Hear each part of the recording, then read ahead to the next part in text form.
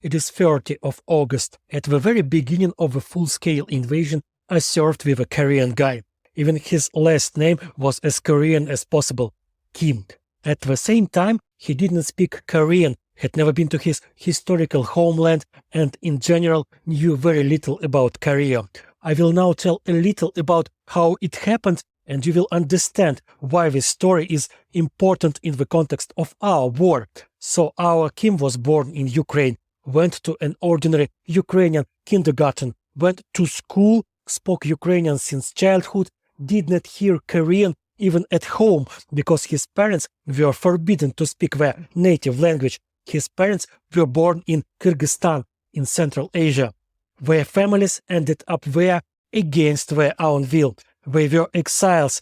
They were forcibly deported from their native cities and villages where they lived for centuries. Thousands of Koreans came under Russian rule in 19th century, when the Russians conquered large areas of the Far East. Among these territories were those on which Koreans lived for a long time. For a while, the Russian authorities paid almost no attention to them. They were allowed to have their own schools, their own newspapers, and celebrate Korean holidays. Even after the Bolsheviks came to power, Koreans maintained a certain level of autonomy. But when Stalin's dictatorship began, the tyrant very quickly quarreled with Japan, and even before the beginning of the Second World War, he managed to get into a short armed conflict with it. At that time, Koreans did not have their own state. Their lands were under Japanese occupation, so the inhabitants of these lands, mostly ethnic Koreans, were Japanese citizens. That is, in the eyes of the Soviet authorities, they were enemies, and Stalin saw Soviet Koreans as potential traitors, the fifth column of the Japanese.